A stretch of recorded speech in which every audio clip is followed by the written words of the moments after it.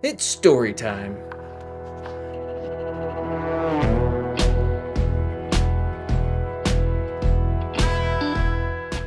I want to tell you a story.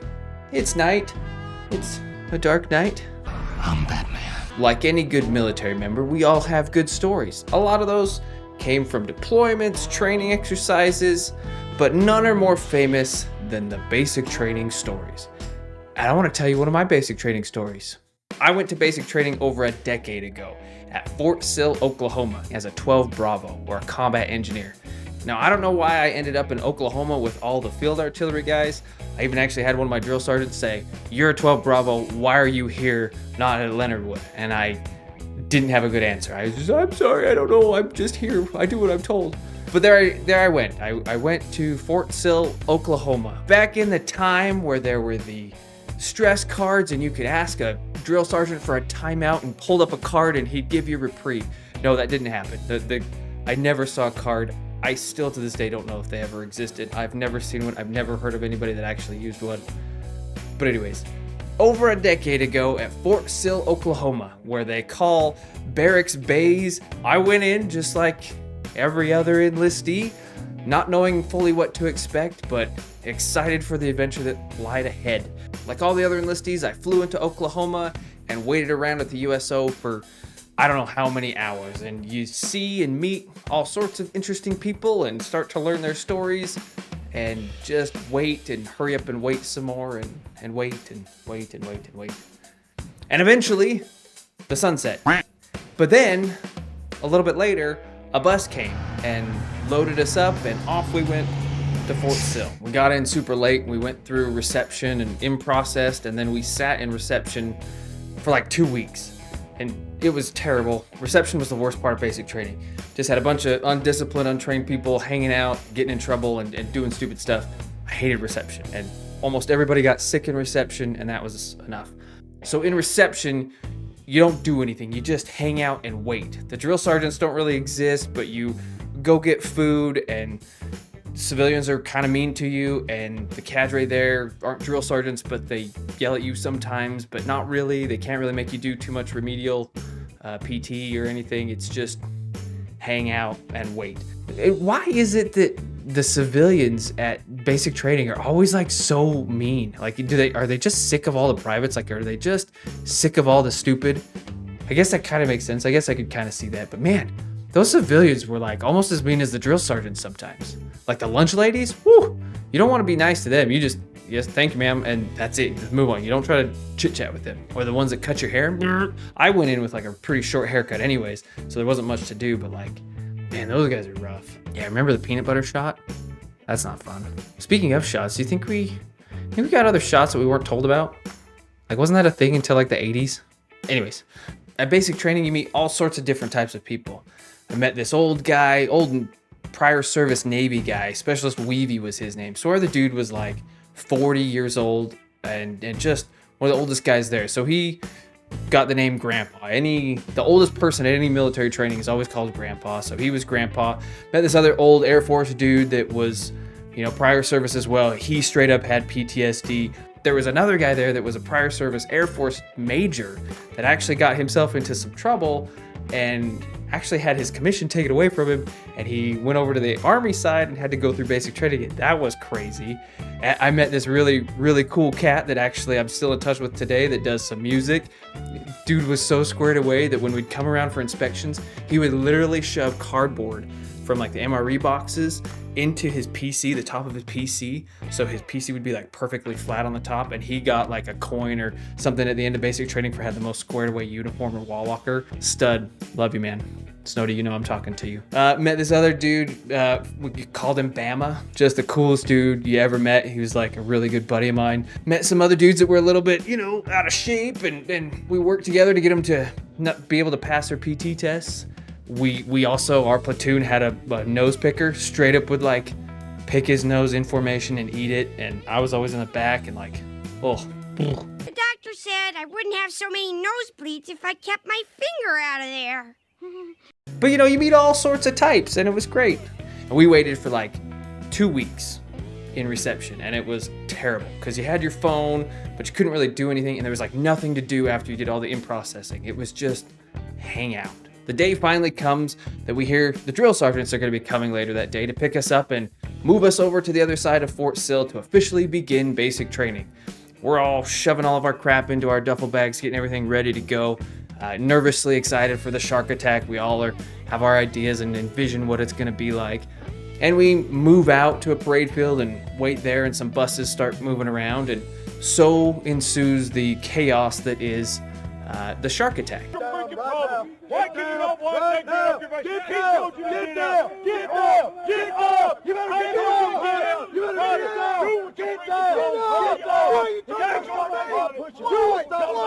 You know, rest in peace to the good old days of the shark attack. I miss them dearly. I kind of think it's like essential for military training. I kind of think it's fundamental to basic training, but whatever. There's all this yelling going on, and the drill sergeants are swarming around, yelling at people, making us do push-ups, and we load onto the buses and we ship off to the other side of Fort Sill and find our future home there at, I think it was Echo Battery. We get off the buses, and that whole day is kind of a whirlwind of shuffling things around and moving from different places and getting to know your cadre. What's your sole purpose in this army? To do whatever you tell me, drill sergeant. Eventually the sun starts to go down and the day's wrapping up, or so we thought, and we get introduced to what is affectionately known as the battle shower.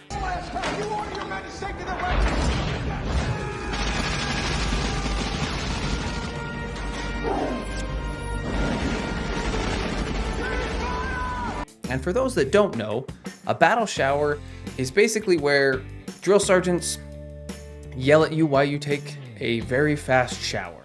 Ultimately, 2 or 3 shower heads in a row, kind of the way that the showers are all set up, they just are kind of line after line. It's community shower areas, and 2 or 3 of the shower heads get turned on, and we all line up with soap in our hand and walk through the showers. Stop at the first shower head to get wet for like a second. Second shower head, get soap in your hair. Third one, you rinse off.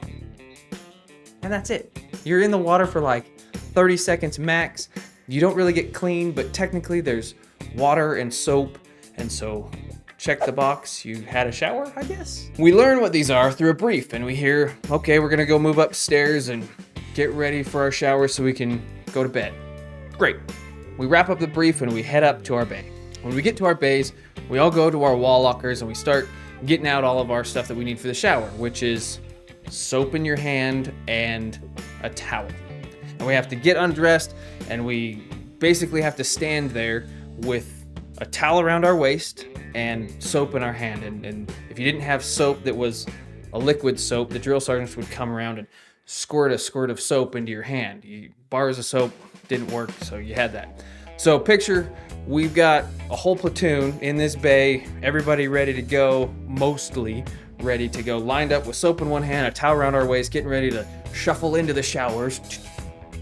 Me and Weavy are hanging out, doing our thing. We're all good. We're standing there at a modified position of attention with our towel around our waist and hanging out like this, just being like, we don't know what we're doing. This is the weirdest thing ever. But like, we signed up for this. It's our own fault. We're standing there waiting, and there's a couple people down the way that are still kind of rummaging around in their locker, and we hear them making some noises.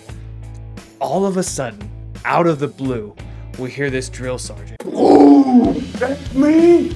Apparently this private had like told him to F off while he was like rummaging around trying to get his soap and his towel and everything ready. So he's like pinned up against the wall and his feet's dangling. He's like, and the drill sergeant's just screaming at him. Everything is inaudible. All I know is it was loud, and as soon as it happened, there was a loud bang, lots of screaming, and another drill sergeant came down our row and just started freaking out. He's like, drop! And we're like, what? Push-ups? Yes, he wanted us to do push-ups. And we kind of all looked at each other like, we're in towels and soap is at our head.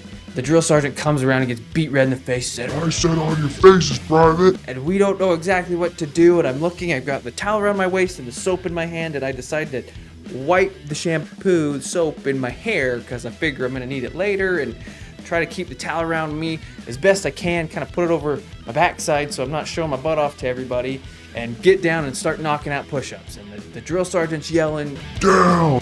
Down! Down! we're doing push-ups in cadence, and Weeby and I are just going to town knocking out push-ups. You kind of glance around, everybody else is going down. It's super awkward, and everybody's in towels, and some of them have soap on the ground because they just right on the ground, and others have it in their hair. Some of them like wiped it on their chest or their necks, and it's just total chaos. So I try not to look around, but I accidentally looked up at Weeby, and he's an old man, and it was a horrible sight. I won't even describe it. And just try to keep my head down and try not to focus on the cold floor. And I got thinking, the floor is cold, and I could care less if anybody else looks at me. So I take my towel off and throw it on the floor and put it underneath me, so I'm not engaging the cold floor anymore, but just 100% buck naked doing push-ups in the bays at Fort Sill, Oklahoma with a bunch of other soldiers. And it was terrible.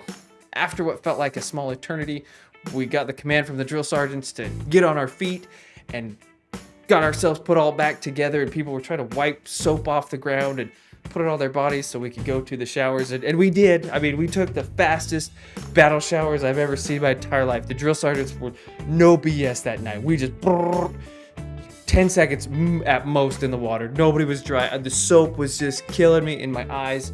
It was horrible, but we made it through, and fortunately that was the last time I ever had to do naked push-ups for the Army. But I'll never forget that, because we had some private that told the drill sergeant to F off while we were all naked. We unfortunately had to do naked push-ups. Note to you young bucks that are just getting ready to go through basic training, don't tell off your drill sergeants at shower time. Just wait. It'll be better for everybody. I had 2 drill sergeants, our primary and secondary. Female was our primary, secondary was a male. The male drill sergeant that I had, Drill Sergeant Crystal, shout out to you. I hope you kicked off that business that you were talking about and made gym equipment or whatever it was. I hope he's successful doing good things.